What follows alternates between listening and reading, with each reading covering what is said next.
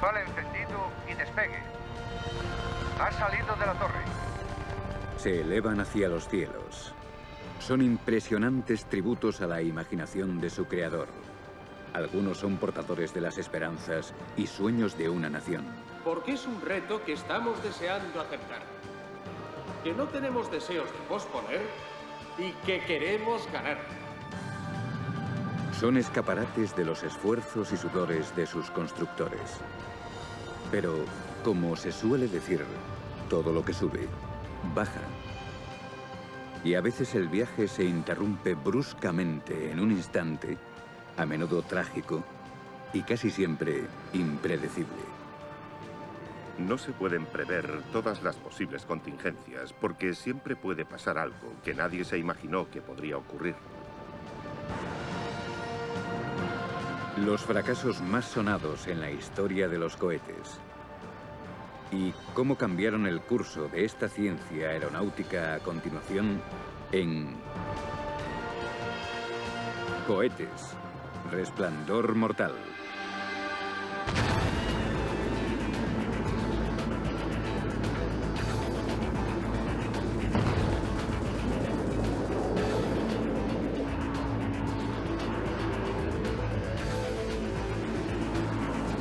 Durante los últimos 60 años, algunos de los mejores cerebros del planeta se han entregado al diseño, construcción y lanzamiento de cohetes al espacio.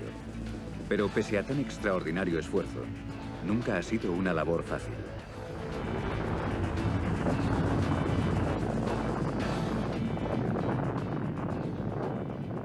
Una de las cosas que a menudo olvidamos de los vuelos espaciales es lo absolutamente milagroso que es que puedan salir bien.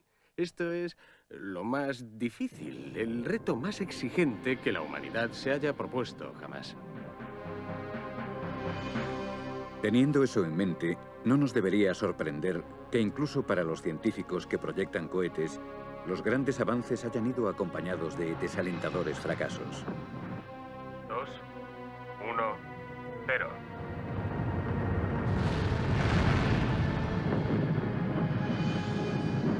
Lo que ocurre con los cohetes es que cuando se produce un descalabro es ciertamente espectacular.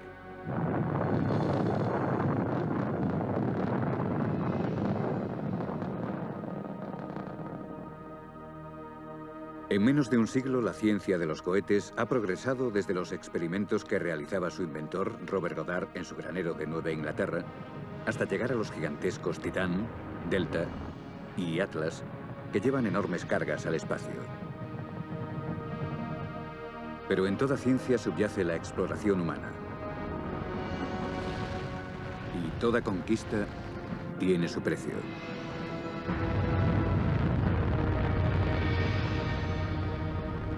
Esa es una de las cosas más importantes en este negocio, que se aprende de los errores. Si el fracaso no se permite, entonces por definición no puede haber éxito.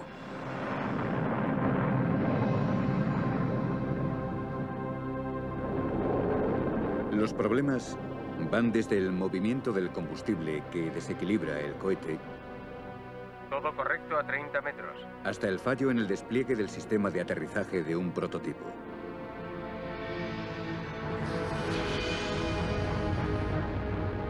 Sea cual sea la causa, el fallo de un cohete suele tener normalmente consecuencias dramáticas, repletos de combustible explosivo y con una tremenda inversión económica en su desarrollo y ejecución. Los cohetes casi siempre fallan a lo grande.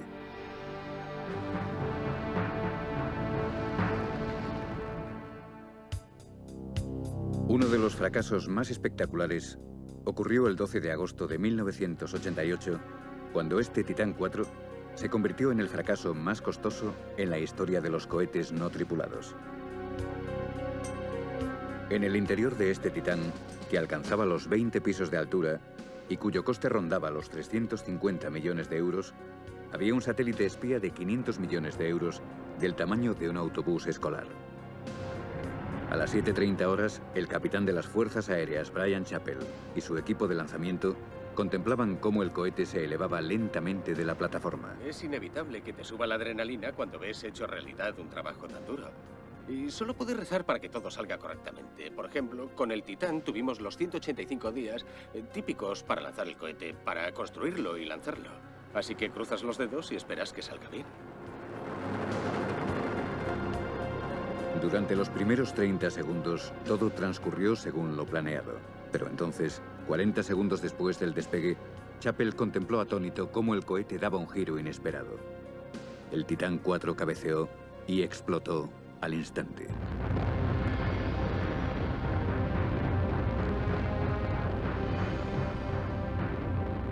Cuando vi que explotaba me dije, oh Dios mío, acaba de despegar y explotó. Y cuando ves que algo falla, bueno, lo sientes por aquellos que trabajaron en el lanzamiento, que trabajaron en el cohete, porque es mucho tiempo y sacrificio el que se invierte para lanzar un cohete.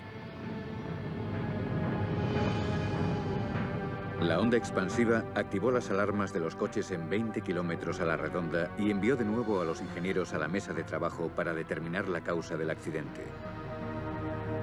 Irónicamente, como si se tratara de una neurona suelta en una mente brillante, la causa de la explosión se debió a un simple cable pelado. Al despegar el cohete, el cable pelado vibró dentro de su envoltura metálica y se produjo un cortocircuito que acabó con la totalidad del sistema de guía del cohete. El cortocircuito provocó un fallo en el sistema de guía. Cuando el cohete intentaba seguir un determinado rumbo, el cortocircuito del cable le estaba obligando a hacer así. Es una operación extremadamente compleja. No se pueden hacer máquinas del todo perfectas. Un solo cable pelado en el Titán 4 destapó un problema mucho mayor que afecta a la industria de los cohetes. Los cohetes actuales son construidos por compañías privadas que compiten para llevar sus satélites al espacio. Para que el Titán 4 fuera competitivo, se presionó a los ingenieros para que redujeran costes. Y es sabido que si se ejerce demasiada presión, a veces las cosas se rompen. Pero por desgracia escogieron mal. Recortaron en los apartados de seguridad y calidad. Redujeron el número de inspecciones. Y finalmente esas prácticas fueron responsables de la pérdida de un satélite de 500 millones de euros. 1, 0. Tenemos ignición y despegue.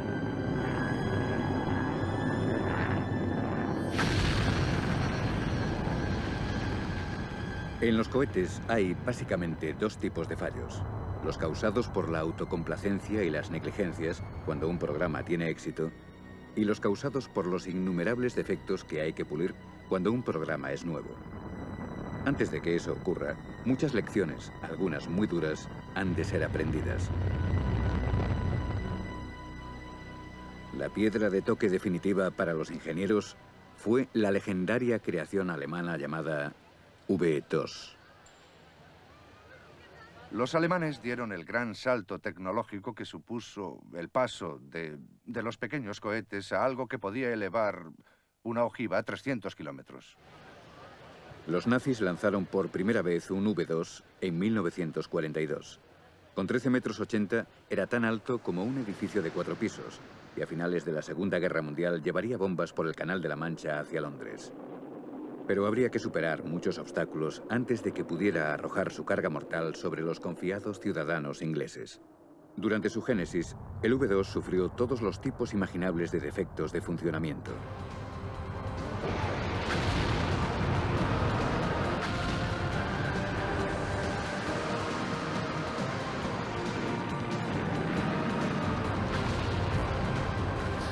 Las razones fueron todas las posibles.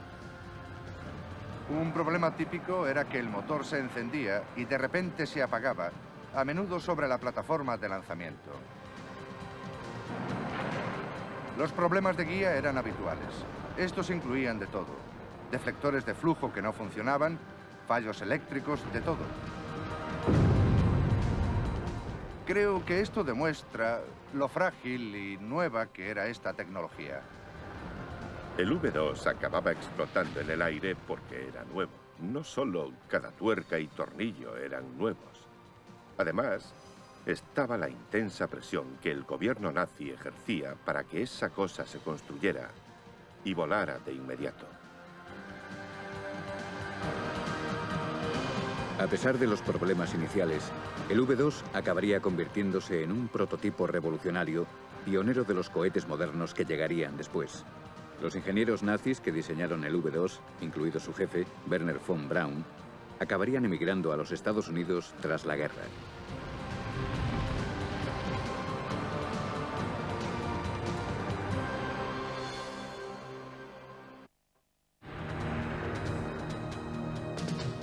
Después del descubrimiento del V-2 en 1943, la presión pasó al bando de los ingenieros norteamericanos para que crearan su propio cohete.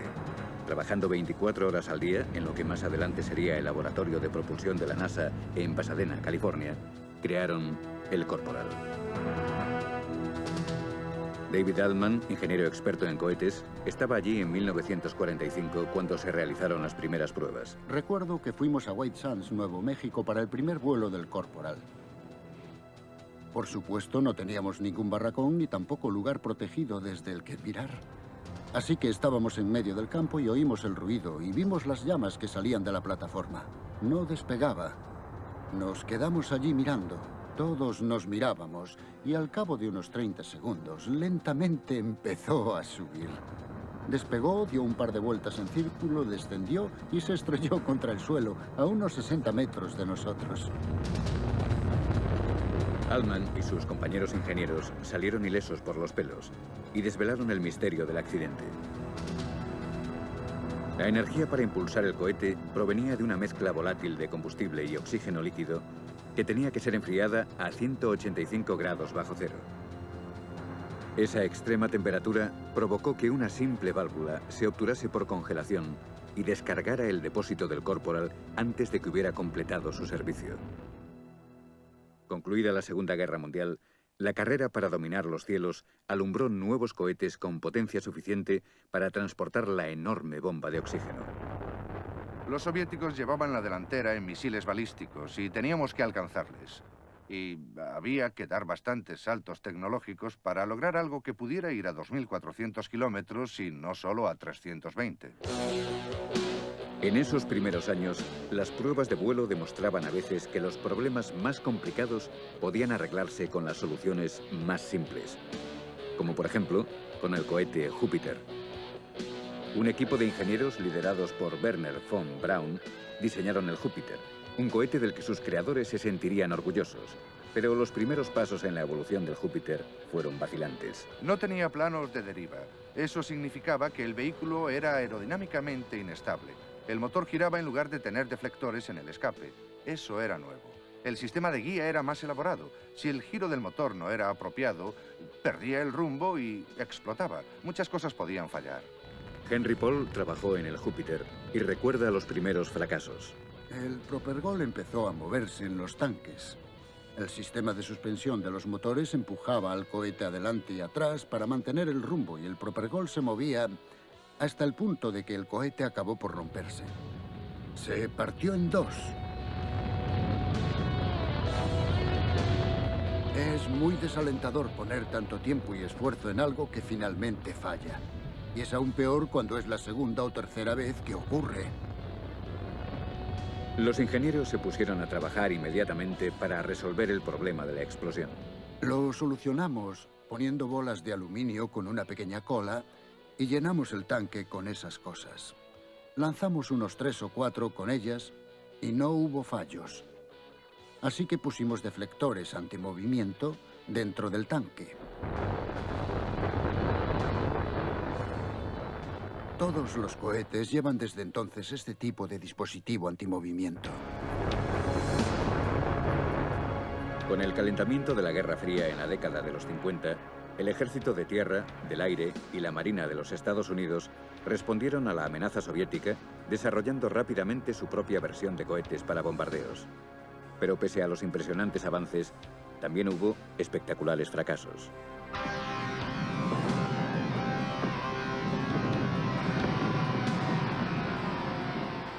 Eran todo prisas, prisas y prisas, programas de choque. No pierdas el tiempo.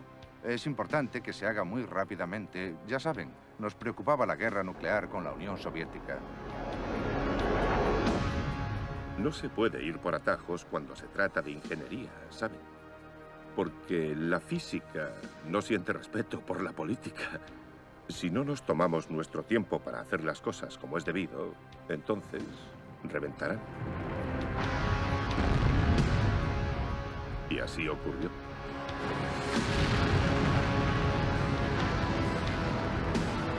En 1957, la Fuerza Aérea presentó el Atlas, un misil balístico intercontinental, o ICBM, diseñado para llevar una bomba H desde los Estados Unidos a su objetivo en la Unión Soviética.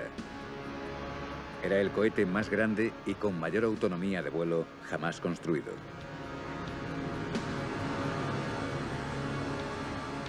El Atlas tenía muchos problemas, porque con el Atlas habíamos llegado al límite.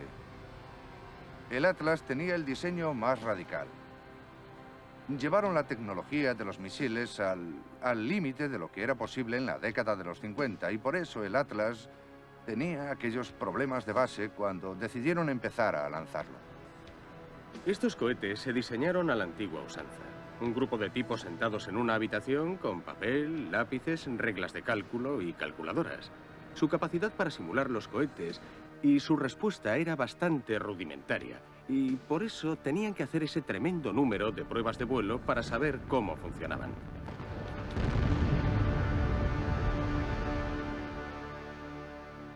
Los fracasos del Atlas se debían a dos motivos fundamentales.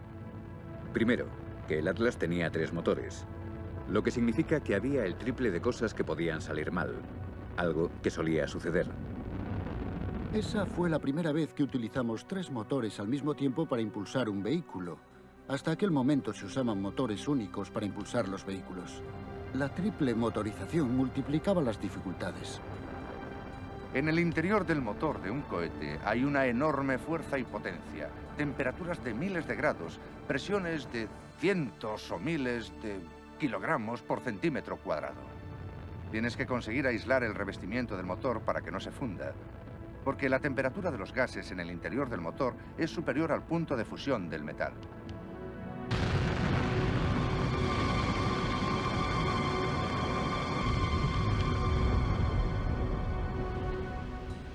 El segundo problema era la distancia que tenía que recorrer el Atlas. Para entregar su carga mortal, el Atlas tenía que disponer de un sistema de guía exquisitamente preciso y a la vez eficiente. Tenía que recorrer entre 8 y 9.500 kilómetros y alcanzar un objetivo. Así que los controladores de rumbo han de tener muy en cuenta el hecho de que puede haber vientos que incidan sobre él y lo desvíen un poco y que habrá que corregir. Y si no se hace correctamente, empieza a inclinarse. Y en el mundo de los cohetes, la inclinación casi siempre tiene consecuencias catastróficas.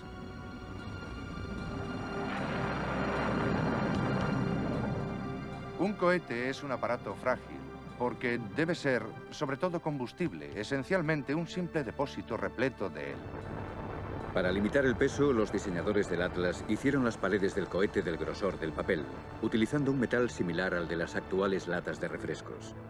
El resultado fue que el Atlas, con la altura de un edificio de 13 pisos y un peso que superaba las 132 toneladas, estaba compuesto casi enteramente por combustible. 24 de septiembre de 1959. Prueba estática del motor auxiliar de propulsión. El Atlas está sujeto firmemente a la plataforma mientras se encienden los motores para probar el cohete antes del momento de la verdad del lanzamiento. Pero el depósito de combustible se fractura inesperadamente y la explosión resultante incinera la plataforma.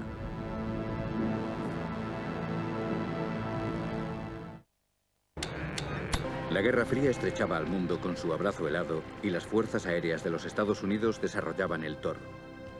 El cohete Thor, llamado así por el dios del trueno, se concibió para enviar un mensaje atómico, veloz como un rayo, a su desgraciado objetivo. Pero las cosas tendrían un comienzo difícil. El 25 de enero de 1957, el Thor 101 estaba listo para su vuelo inaugural.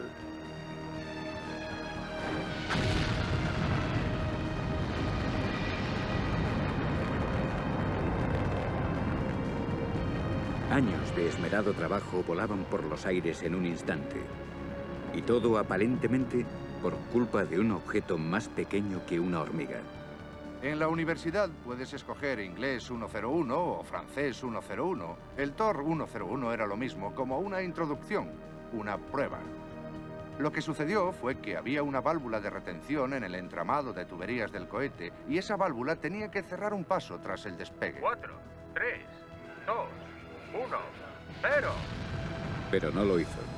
Unos diminutos granos de arena impidieron que la válvula se cerrase completamente y se produjo una fuga de combustible que provocó que el cohete perdiera potencia. Se descubrió que un operario había arrastrado una manguera por el suelo.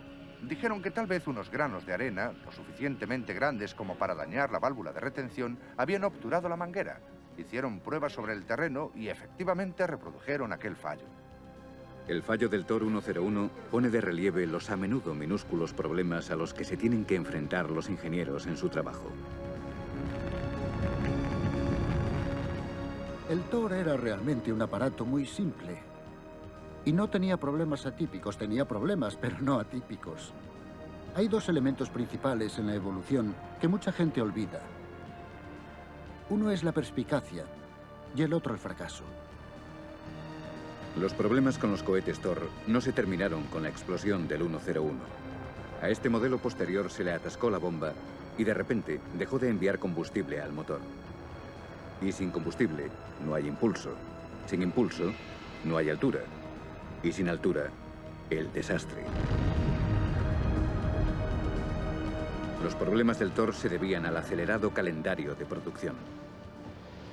Tienes una línea de producción en marcha y entregas a lo mejor uno a la semana. Y pasa cierto tiempo desde el momento en que se construye hasta que llega a Cabo Cañaveral.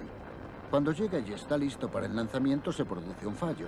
Si tienes 3 o 4 más en proceso, entonces 3 o 4 más tendrán ese fallo antes de que se le pueda poner solución.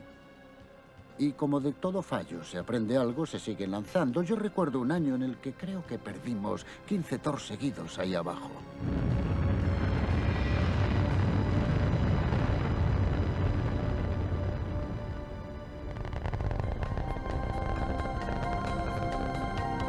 En octubre de 1957, la Unión Soviética colocó al programa espacial de los Estados Unidos en un terreno incierto con un golpe prodigioso. En una palabra, Sputnik. El programa de cohetes de los Estados Unidos había sido superado. Unos humillados Estados Unidos luchaban por enviar su propio satélite al espacio. Se decidió utilizar un cohete de 3 fases llamado Vanguard. Se instaló un satélite del tamaño de un pomelo en el morro y comenzó la cuenta atrás. 5, 4, 3, 2, 1. Despegue.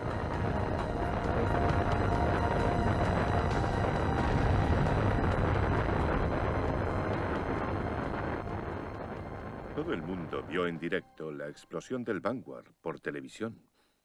Es muy difícil el comprender el prestigio que sentimos que perdimos al ver lo que pasaba. Rusia lanzando satélites al espacio, por el amor de Dios. Nos aventajaban. Y éramos, supuestamente, los líderes tecnológicos del mundo. En principio, el programa Vanguard debería haber salido razonablemente bien, porque todas las fases del programa Vanguard habían sido probadas previamente. El problema fue que no se habían probado previamente juntas. Y básicamente fue un accidente que se veía venir. Y finalmente ocurrió. Durante el despegue del Vanguard, los motores se apagaron. Los norteamericanos vieron cómo las esperanzas de una nación volaban por los aires ante sus propios ojos. Afortunadamente para el país, el ejército de los Estados Unidos ayudaría a restañar el orgullo herido menos de 2 meses después.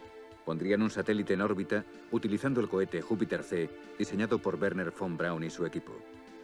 Un proyecto como poner un satélite en órbita solo es posible con un espléndido trabajo en equipo durante todo el proceso.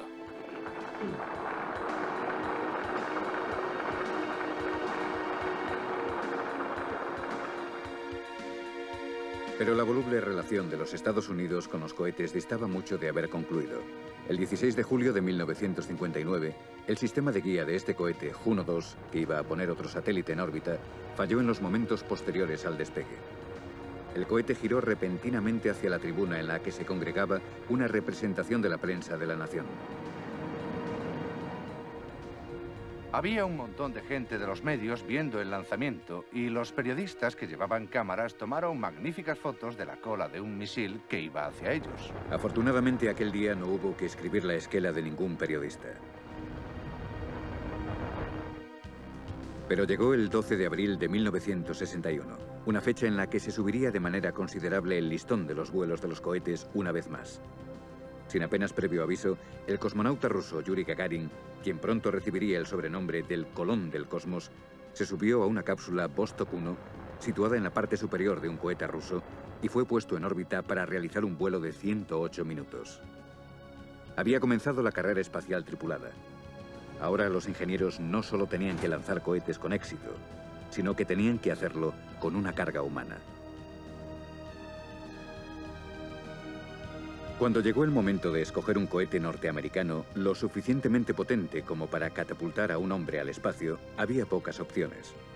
El 5 de mayo de 1961, Alan Shepard se convirtió en el primer norteamericano en salir al espacio. Realizó un vuelo de 15 minutos en un cohete Redstone. Pero para lanzar a John Glenn a la órbita terrestre, un vuelo mucho más largo, los ingenieros escogieron el Atlas, un cohete más grande y famoso por sus espectaculares fracasos del pasado. Todo el mundo estaba preocupado por el Atlas porque 1 de cada 3 fallaban en aquella época. Habían fallado muchos Atlas hasta el momento en que Glenn se subió. Era un tema muy delicado.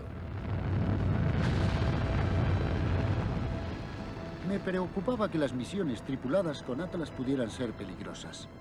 No es deseable basar misiones clave en equipamientos que son muy poco fiables. Y el Atlas era un diseño frágil. Pero el único aparato con el que podíamos poner un hombre en el espacio era el Atlas. Así que, fino o no, no había más opciones. Políticamente estaba decidido. La ansiedad se palpaba en el ambiente 6 meses antes de la fecha prevista para el vuelo de John Glenn, cuando el Atlas fue emplazado en la plataforma de la base de la Fuerza Aérea en Vandenberg. A las 12:28 del mediodía, se encendieron los 3 motores del cohete. Segundos más tarde, explotaron.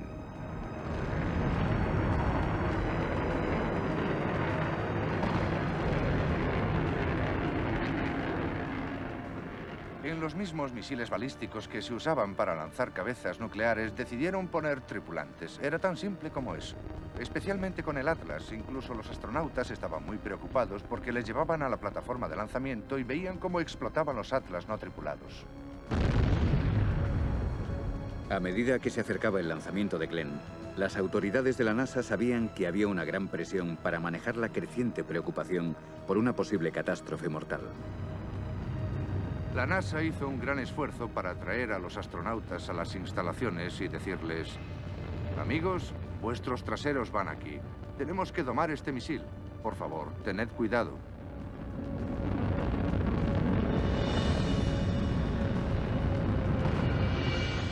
Finalmente, John Glenn, con las esperanzas de toda una nación puestas en él, realizó ese importante acto de fe. Subió valientemente a su cápsula y permitió que los ingenieros encendieran la mecha. Adelante, ignición. Recibido. Todo bien hasta ahora. Está siendo muy suave. Oh, esta vista es tremenda. La conclusión es que América tuvo mucha suerte. Creo que básicamente rompimos los pronósticos. En aquel tiempo se producían muchos accidentes. Bueno, 1 por cada docena o 2 docenas de lanzamientos. Creo que tuvimos la fortuna de que los Atlas que lanzamos no explotaran como los otros cohetes que lanzábamos.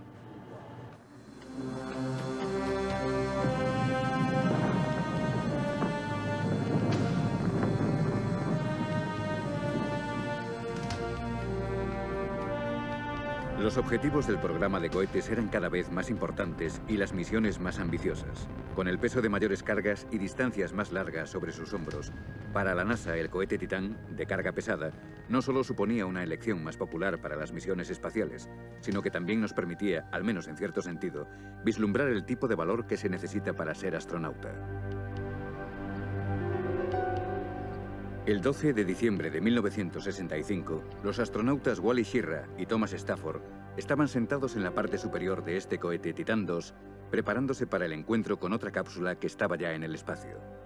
¿Preparados para el despegue? -5, 4, 3, 2, 1. Ignición. Pero 2 segundos después de la ignición, los motores del cohete misteriosamente se apagaron. En teoría, los astronautas deberían haber eyectado, pero eso habría cancelado toda la misión, así que decidieron hacer lo más difícil. Nada.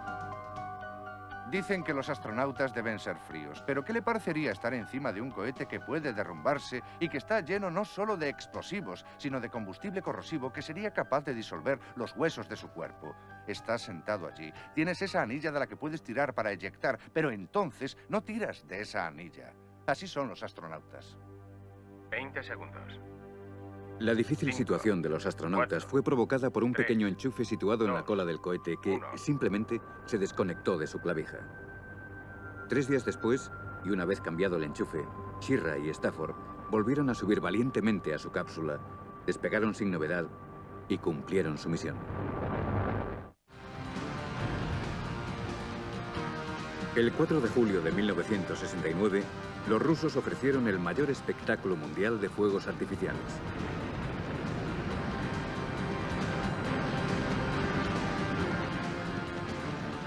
El cohete N-1 era su última esperanza para ganar la carrera a la Luna.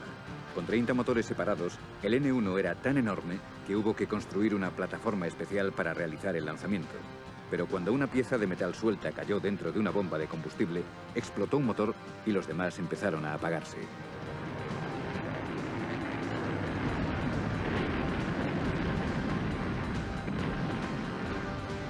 Ardía como un soplete en la mantequilla caliente. Atravesó 5 pisos y destruyó 14 metros de instalaciones subterráneas, arrasando completamente la plataforma. Para los soviéticos fue una costosa humillación. 10, 9. Comienza la secuencia de ignición.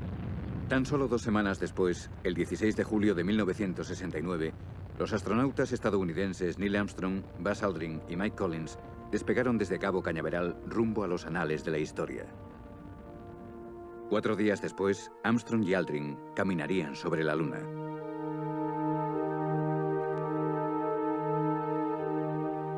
El enorme Saturno V que les llevó allí era el cohete más grande y más potente de la historia. Medía 36 pisos de altura y consumía 23 toneladas de combustible solo para encender los motores. No fue una sorpresa que Wernher von Braun, el superingeniero que había creado el pionero de los cohetes, el V2 alemán 25 años antes, dirigiera el grupo que diseñó el Saturno V.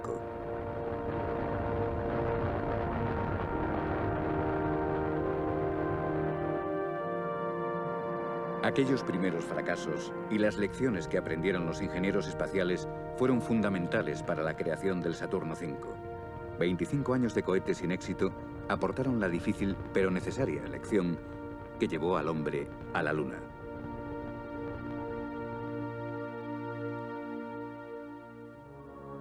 Recibido, Columbia. La lectura de los parámetros es normal. El deseo de los ingenieros de llegar al límite es solo la mitad de la explicación del porqué de los fallos de los cohetes. A menudo, la simple autocomplacencia puede deslizarse en un programa espacial tras una cadena de éxitos y causar unos inesperados estragos. Para los Estados Unidos, con el paso del tiempo, la fiabilidad engendró una falsa sensación de seguridad. El país volaba hacia el siglo XXI y esperaba la perfección en el programa de cohetes tripulados. Pero toda esa confianza y presunción se hicieron añicos el 28 de enero de 1986. Encendido del motor principal. 4, 3, 2, 1. Y despegue. Despega la 25ª misión de la lanzadera espacial. Ya ha salido de la torre. Aquel trágico día, un terrible desastre nos demostró la sinrazón de nuestra autocomplacencia.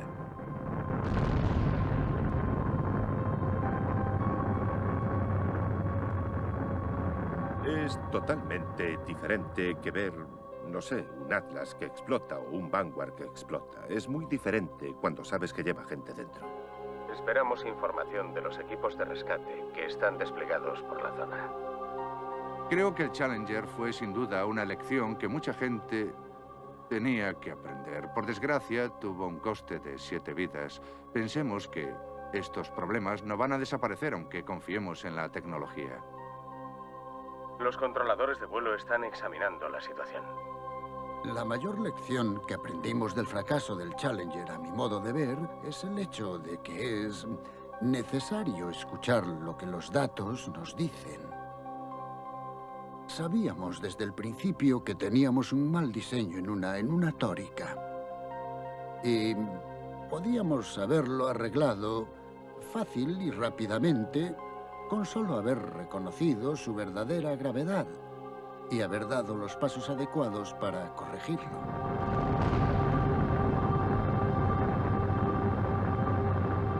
En los meses posteriores a la explosión del Challenger, los otros 2 programas espaciales de los Estados Unidos, el Delta y el Titán, sufrieron destinos similares. El programa espacial americano estaba completamente paralizado en 1986.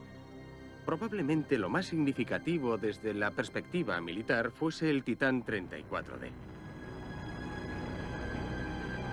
18 de abril de 1986, tan solo 12 semanas después de la explosión del Challenger, el Titán 34D y el satélite espía que transportaba resultaron destruidos 8 segundos y medio después del despegue de la base de las Fuerzas Aéreas en Vandenberg. Despegue del Delta 178 y del satélite meteorológico que transporta. Menos de 3 semanas después, este Delta despegó de Cabo Cañaveral, Florida. 71 segundos más tarde, su motor principal falló. Se ha desviado del rumbo marcado. Se ha desviado del rumbo marcado. ¿Qué ocurre? Tenemos problemas. Se ha apagado el motor principal. Los buques que seguían en el mar buscando restos del desastre del Challenger tuvieron que fijar un nuevo rumbo para buscar al caído Delta. El motor principal se apagó prematuramente. En un periodo de 4 meses, los 3 grandes programas espaciales de los Estados Unidos habían fracasado. Nadie esperaba estos fracasos. Sucedieron de repente y ocurrieron al mismo tiempo que el accidente de la lanzadera. La cruda realidad es que el gobierno y la industria estaban desconcertados porque no se lo esperaban. Todo el mundo pensaba, Dios mío, ¿por qué demonios habrá pasado esto? La respuesta a la pregunta de cómo se habían producido esa serie de fallos fue evidente enseguida. Los problemas individuales que paralizaron al Titán, al Delta y a la lanzadera espacial se solucionaron y los 3 cohetes volvieron a volar. 1986 sacó a la luz una verdad sobre el mundo de los cohetes modernos. Los cohetes son unas máquinas increíblemente complejas y sorprendentemente delicadas. A menos que se manipulen con los mayores niveles de control de calidad y acompañe un poco de buena suerte, siempre serán susceptibles de que se produzca un fallo. Y si esto ocurre, los costes pueden ser enormes.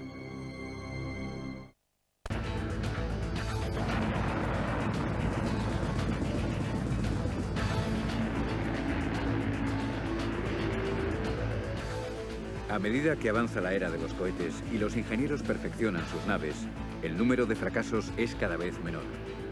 En parte porque muchos de los cohetes que seguimos lanzando son, esencialmente, modernas versiones de los cohetes que construimos en los 50.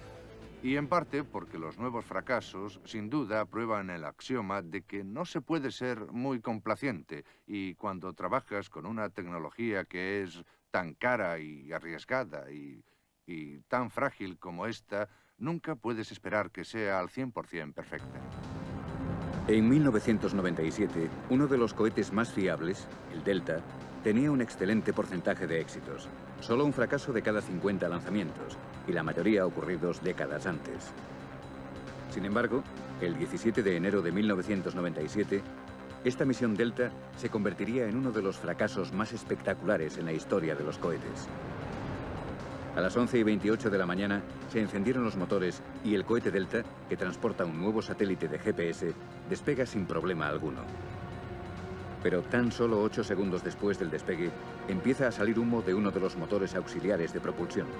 7 segundos más tarde, el depósito principal de combustible estalla. Hemos tenido una anomalía. La fuerza de la explosión se percibe a 40 kilómetros de distancia. 254 toneladas de combustible y chatarra llueven de los cielos. Había algún tipo de daño en la cubierta del motor de este sólido cohete que causó que tras haber despegado se resquebrajase longitudinalmente como unos 3 metros por un lateral. Se especula con que se produjera algún tipo de daño en el exterior de la cubierta cuando salió de la fábrica, y eso fue suficiente. A día de hoy, la causa exacta de los daños del motor auxiliar sigue siendo un misterio. Si fue un golpe accidental propinado por un obrero o si ocurrió durante el transporte, nunca se sabrá. No siempre se puede encontrar un culpable para los errores humanos. Los defectos de control de calidad son mucho más difíciles de detectar.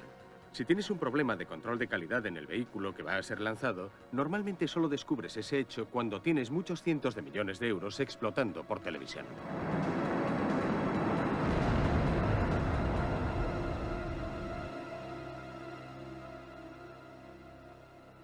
Considerando el coste en vidas humanas, China ha pagado el precio más alto por los fracasos de sus cohetes.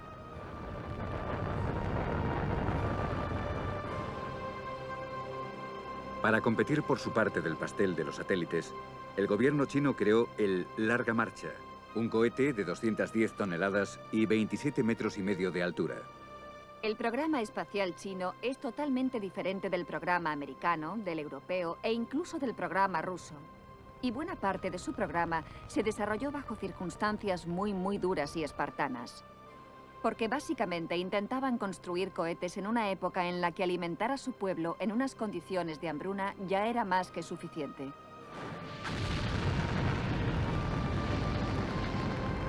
El 26 de enero de 1995, el Larga Marcha 2 despegó de su plataforma en una zona del rural de China ante la curiosa y asombrada mirada de los habitantes del lugar.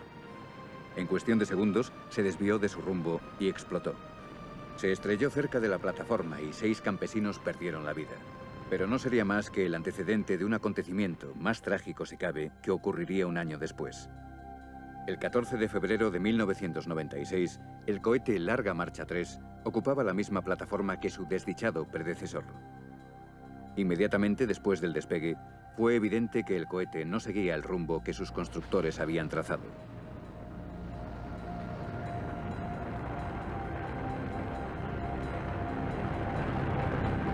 El cohete se estrelló contra el suelo segundos después del lanzamiento. Los primeros informes del impacto fueron confusos. Los observadores extranjeros permanecieron retenidos en barracones durante 5 horas antes de ser liberados. Estas imágenes fueron tomadas en secreto desde un autobús durante la expulsión de los visitantes del lugar del desastre. Los soldados estaban allí de pie, pero después tuvieron que salir y hacer limpieza en una enorme zona rural. Creo que eso explica por qué necesitaban las 5 horas de margen para intentar darle un buen aspecto y después sacar a los observadores por el medio de aquella hecatombe. A medida que fueron llegando las informaciones, el mundo supo que se había producido una catástrofe humana sin precedentes. Los observadores calculan que en el accidente murieron unas 500 personas inocentes. Eso lo convierte en el peor accidente espacial de la historia en términos de vidas perdidas, incluso más que en los primeros accidentes rusos. Estas gentes eran simples campesinos que vivían en la zona. El gobierno chino atribuyó el fiasco del cohete a una inesperada racha de viento.